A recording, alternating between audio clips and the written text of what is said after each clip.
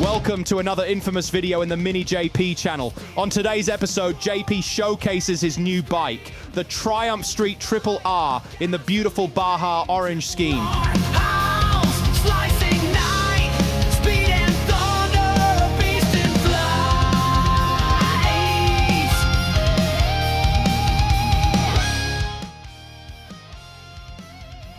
Well, hello there in YouTube land and welcome back to the channel. And today, well, I'm gonna present you my new bike. Boom, there it is. So, why did I get the Street Glide? Not the Street Glide. I didn't get the Street Glide. I sold my Street Glide and got a Street Triple. And I have to tell you all about it. So we're gonna go for a ride right here. Right now I'm here at PP1 at Houston. And we're about to head out to get some barbecue, so while we're going that way, I'll tell you all about it.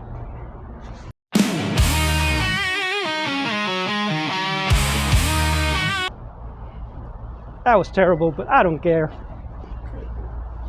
It is a 2025 Street Triple R with the Baja Orange paint scheme, or paint livery, or whatever it's called. Anyway, let's hop on it and I'll tell you all about it. Why I got it, how I like it so far. Is it a good idea to get this one and not the RS? So let's see. Today we're gonna go get some barbecue. I'm here with some good friends, Christian and Ben, and we are about to hop on Memorial Drive, which is hopefully not filled with traffic, but chances are it will be. Okay, let's see this thing. Ooh, got dirty already. So problem with white jackets, they get dirty really quick. But with the heat in Houston, sometimes it's a good idea to get a white jacket, or at least something that is not black, because it gets very hot. Very, very hot.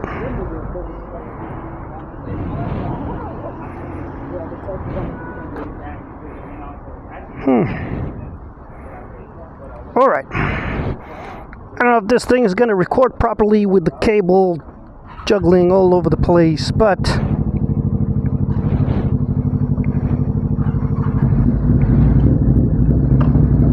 ooh, everybody has aftermarket exhausts. Not me. I have regular exhaust.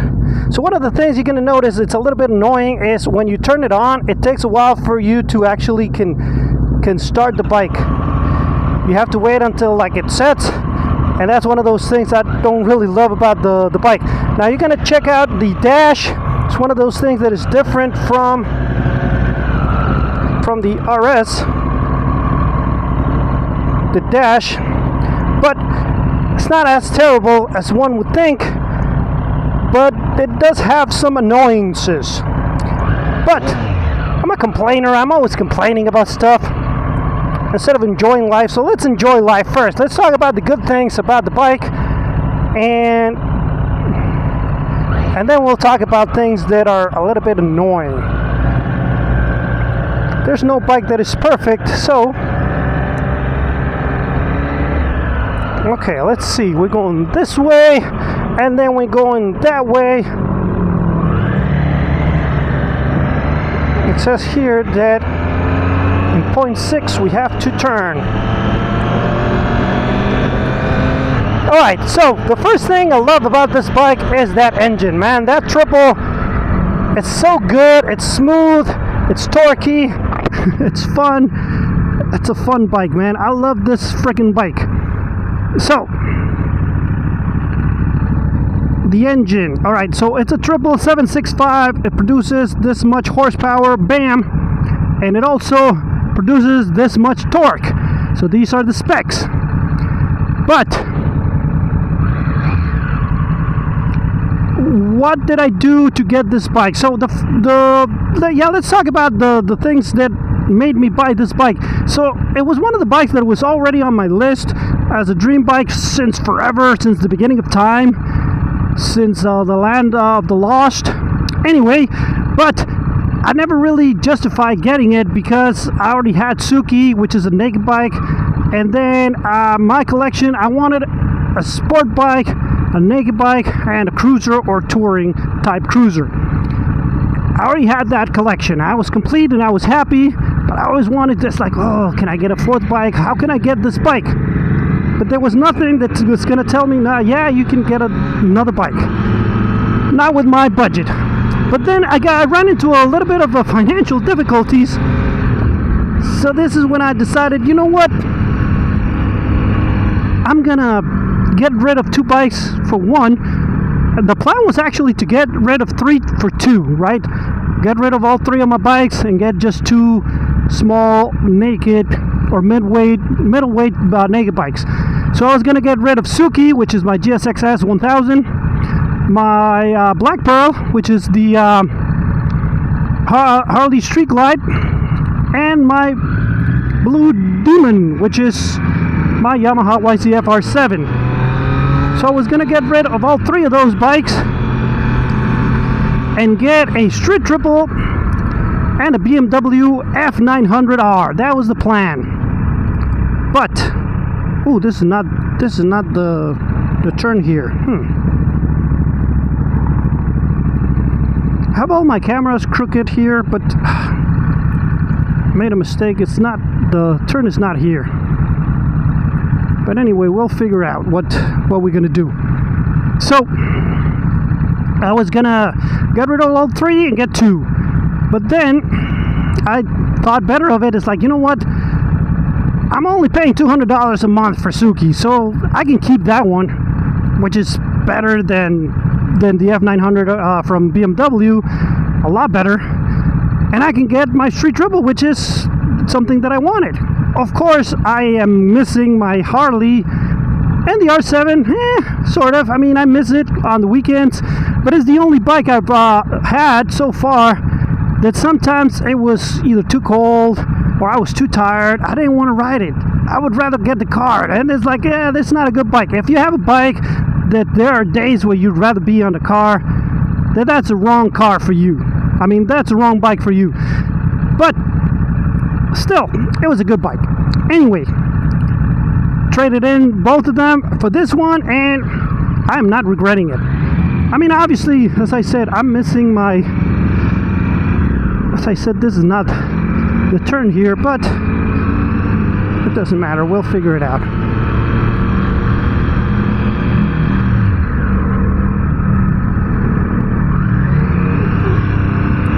I am not regretting it because I love this freaking bike, man. So the engine is powerful enough. I mean, it's obviously not as fast as Suki on the top end, but mid-range and low-end grunt, it's just as good. You don't need anything. And then this one has a lot better and sportier position than Suki. Suki is very comfortable, but you feel like you're sitting there. And I like the way it drops, man. It just drops on a dime. It's so good. I like it. I like it a lot. The quick shifter is also very smooth and very good, even when you are not giving it the beans. Now this bike is geared very short, so you can go and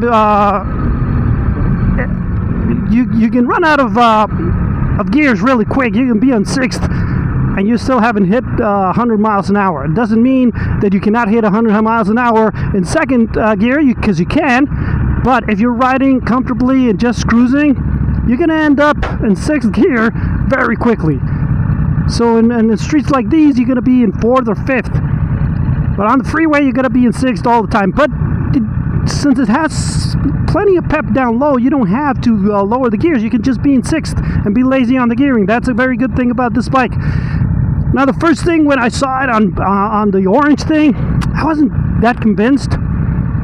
But the more I look at it, the more I clean it, it's one of those things about only having 2 bikes instead of 3. It's easier to clean them. So you don't have to be cleaning all day. You can just give them a good wipe every single day, and the bikes look clean and neat and awesome. What was I talking about? I don't remember. Oh yeah, the color. So, but I'm gonna get that belly pan because it's one of those things, when you look at the bike, it looks nice on the top, but then it's like there's something missing. Everything is black underneath. so it feels weird. So that's what I'm thinking, that maybe getting that belly pan is going to improve the looks of this thing a lot. So why go for the R instead of the RS? So the truth of the thing is, I couldn't afford the RS. That's the truth. I wanted the RS. But do I regret it? I don't think so. Because I don't miss the up top power, because I can always use Suki whenever I want to be going crazy fast. And this thing is fast enough for my type of riding. And I'm thinking it's going to be more reliable, because the way it's tuned, it's the same engine. If this thing is tuned to be, with less horsepower, it's going to be more reliable than the other one. And remember, these engines are the ones they're using for Moto 2. So you know it's got to be reliable. So that's one thing. I don't regret buying the bike, the R instead of the RS. Now another thing is the dash. So yeah, the dash, but everybody says that the dash has the same issue, and I'm going to tell you all about it. The issue with this dash is, if you can see, it has a little TFT on the bottom. That's going to be basically what you're going to have on the other one. Right now I have it to tell me what gear I am and the time and the date. But if you want to check out, for example, your odometer or your trip or all these things, you have to change it, and you have to go like this on the menu. So this is going to tell you the service interval. This is going to tell you the temperature. This is going to tell you the fuel range, which is one of those things that I want all the time. I want my fuel range all the time, like I have it on all my other bikes, right? Trip 1. And this is the stupidest thing. This is the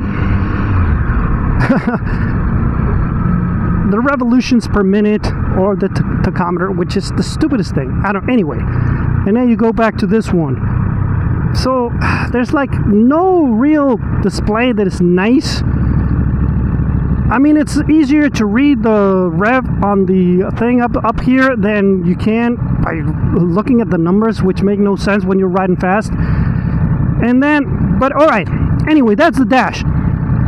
It's still a lot better than the R7s, though. And the more I complain about Suki's, because I keep complaining about Suki's dash, which is pretty terrible to look at, but it has all the information that you need. So logistics wise, how do you say this, function wise, it's a lot better. This dash is a little bit weird. All right, but let's go back to stop complaining, JP. Stop. You're complaining. You're a complainer. Let's talk about the good things. So another thing I love about the bike, I always love the way it looks. And when they changed the little bug lights with the little LEDs, man, I love them. I love them to death. And this little cowl thing that it has, I also love it. I love the way it looks. And this bike, believe me, is not photogenic. So if you're going by the way it looks in the pictures, you're going to be thinking, man, you're crazy. It looks ugly. It looks fugly. It's not. You have to look at it in the flesh. It's a nice looking bike. Very nice looking bike. So I love the way it looks. I love the engine. Even though one of those things, I love the grips also. For a stock OEM grips, these are very, very sporty. They're very grippy. Right? No pun intended. They're just you don't feel like you're slipping on like on other grips. Those are very nice, and they look good too. So one of the things is that the bike does vibrate a lot and give you all these vibey sensations that are weird. I've never really done a motovlog while having people follow me, so I don't know if I'm doing a good job of either one. I think I'm making a mess of both things, but I just wanted to do this. I wanted to introduce you guys to my Clockwork Orange. That's the name I've come up with. I know it's stupid and Like, come on, man. Let's think of something more original. So if you think of any nickname for the Baja Orange Street Triple, put it down in the comments. Help me out with that, because I do like giving them nicknames. But I want something short, like Suki. Suki's the best bike, the best nickname. I just love it to death. But this thing is a very close second. I really like it. I'm beginning to love it. For the day-to-day, it's going to be awesome. And that was the whole thing about getting rid of the R7. I did want to get rid of the R7 to get this thing, even though it's not really a sport bike because it doesn't have full fairings. But this is sporty enough for my type of riding. I do miss, obviously, that you can get on a tuck and go 140 miles an hour, no problem. Yeah. Eventually, all right? Eventually, we'll get a bike that we can do that on. But for now, I don't think we need more. Not only more, we don't need more power. We don't need... I love the way this thing sounds. I love the way it accelerates. And right now I'm in road mode. So as you can see, this bike also has riding mode. So you can change it here. We're in road. You can change it to sport, rain. And it also has one that it is the user specific, or whatever it's called, that you can customize your own. Because the good thing about this thing, as opposed to the Japanese bikes, once you change the mode, it also changes the traction control settings, so you don't have to do but just one thing. So that's good. On my Japanese bikes that I've owned, you can either change the rider mode or the traction control, not all of them together. So, what else can we talk about this bike? Making a mess of things with my cameras, but anyway.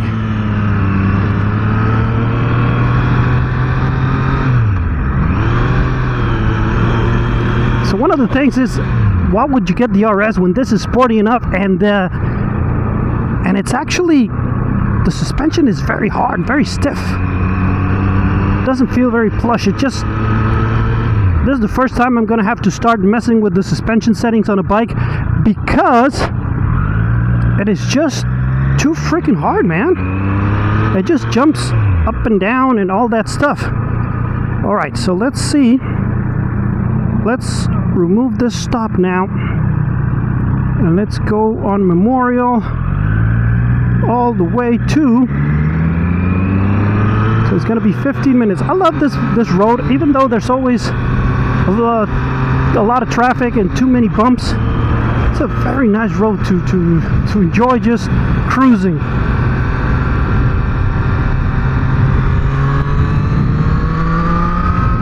See how that freaking thing sounds? I love it. And one of the things that it's funny, that this is a triple, right? I'm used to Suki. Suki has more power down low, I think.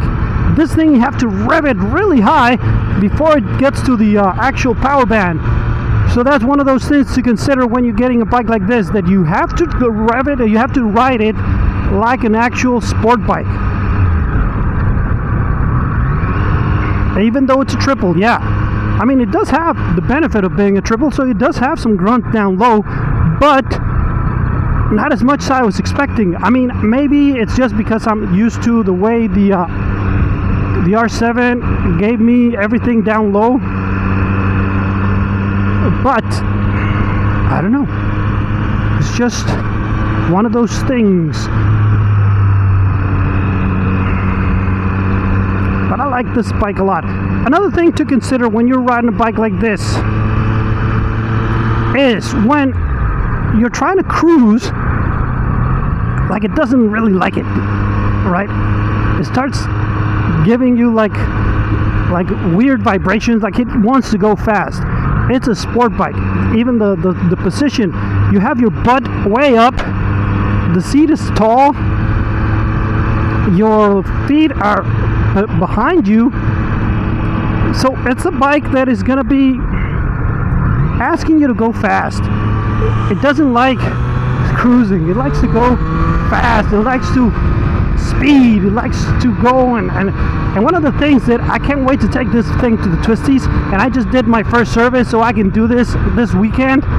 So be on the lookout for that video. It just likes to be on the side of the tire, even though the OEM tires are not the greatest. Those Conti Sport or whatever they're called, they're not the greatest. I would definitely, after I run, well, when I need to change them, I'm gonna go for some Power 6s or Power 5s from Michelin. Those are the best type of tires for this type of bike, because they're sporty, but they're also very good in the wet, and it rains a lot here in Houston, so that's why, well, we need that. We need those type of bumpy. Well, what else can we talk about this bike? I think that's it, guys. Remember, so that's it for today's video, guys. I hope you enjoyed it. Remember, if you liked the video, to give it a thumbs up, subscribe, hit the bell button, and share it with all your friends. You don't like the videos, well, what can I say? Share them with all your enemies. And I'll see you guys on the next one.